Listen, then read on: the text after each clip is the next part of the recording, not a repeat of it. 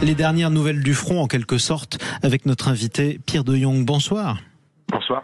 Vous êtes ancien colonel de la marine, vous êtes aussi vice-président de l'Institut Thémis. J'ai dit ancien colonel de la marine, je suis pas sûr que la phrase que je viens de dire et de lire servilement veuille dire quelque chose. Auquel cas, vous me pardonnerez d'avoir dit n'importe quoi, mon cher Pierre de Jong. Quoi qu'il en soit, vous êtes vice-président de l'Institut Thémis, Pierre de Jong. On va revenir notamment sur une déclaration de Volodymyr Zelensky, le président ukrainien, qui affirme la Russie amasse des troupes au sud de Zaporijjia pour préparer une nouvelle offensive. Est-ce que vous pouvez confirmer ces propos?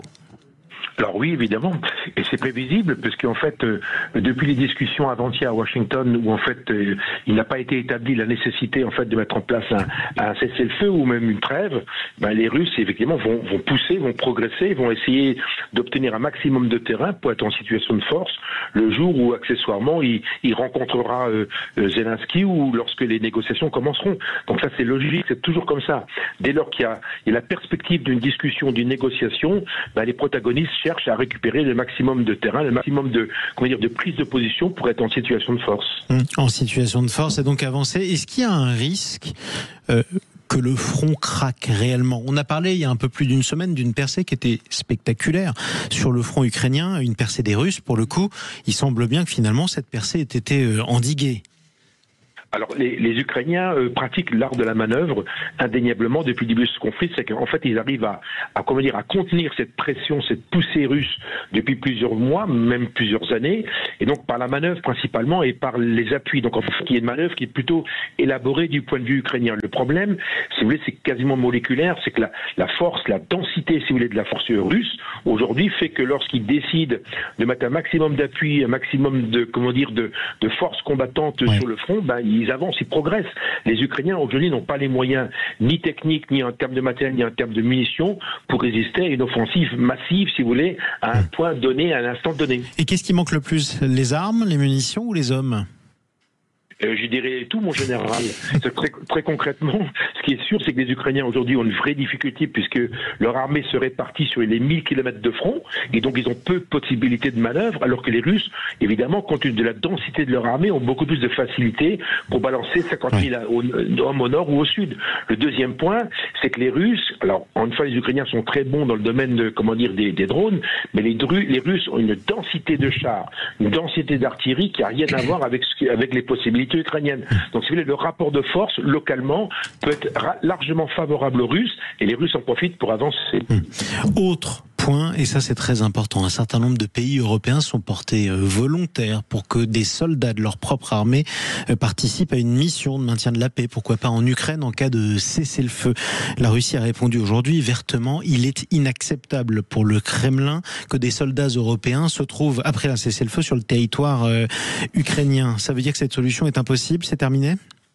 Pour l'instant, ça n'a pas été négocié, puisque d'après ce que j'ai compris depuis avant-hier, théoriquement, il y a une réunion bilatérale qui va se tenir dans les 15 jours, peut-être à Budapest, et suivie d'une réunion trilatérale. Donc c'est dans ces réunions qu'on va définir les modalités de l'arrêt des combats, si tant est qu'ils veuillent s'arrêter, ou d'un cessez-le-feu, ou que sais-je. Donc aujourd'hui, on ne peut pas dire, ceci étant dit, les Russes ont toujours dit qu'ils ne voulaient pas de forces européennes sur le sol ukrainien, car les forces européennes sont des forces de l'OTAN.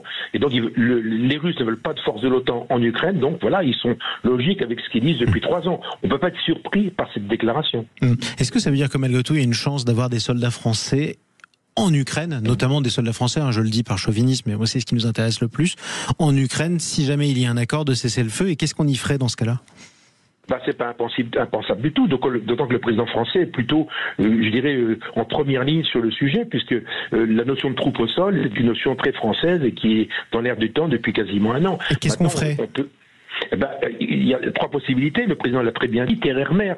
Donc sur la terre, on pourrait mettre en place en Ukraine ou à la frontière Roumanie ou dans les pays baltes une ou plusieurs brigades françaises de combat, bien évidemment.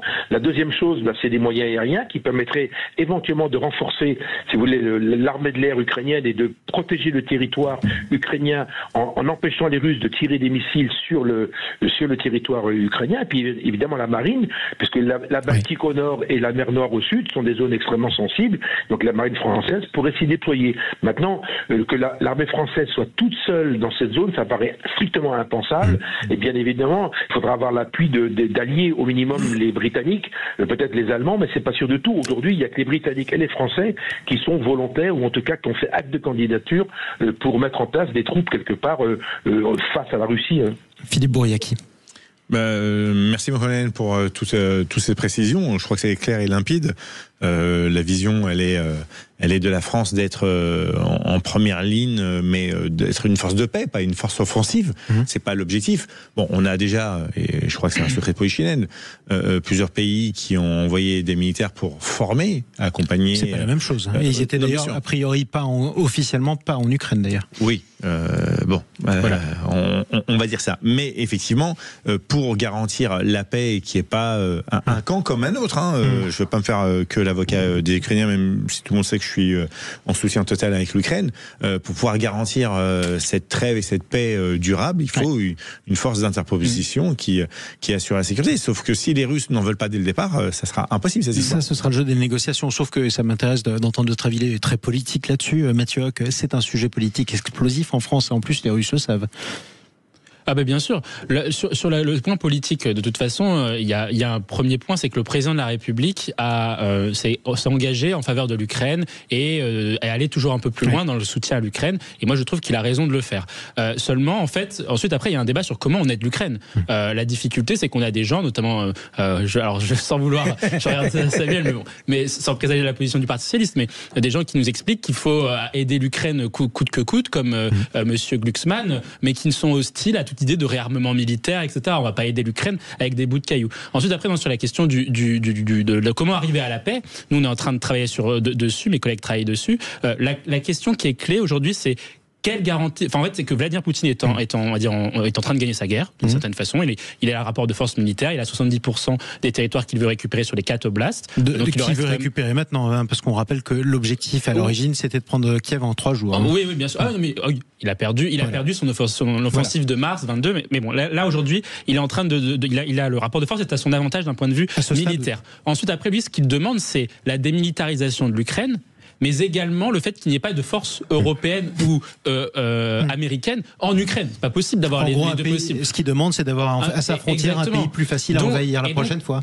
Oui, voilà. Ce qui est inadmissible pour les Ukrainiens. Bon, la réalité, c'est que les Ukrainiens, les Européens et même les Américains n'ont pas tant de cartes que ça sur Vladimir Poutine. Mais cette solution-là est une véritable ligne rouge.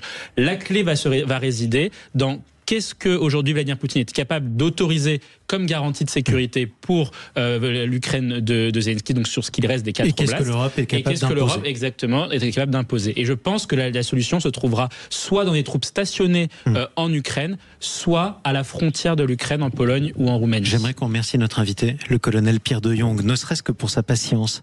Merci beaucoup, mon colonel. Merci. Je rappelle que vous êtes colonel, ça on l'aura compris, et aussi vice-président de l'Institut Thémis. Allez, restez avec nous. Il est 18h28, on continuera à vous donner des nouvelles du front en Ukraine et aussi des nouvelles des négociations en vue d'un cessez-le-feu, voire pourquoi pas de la paix.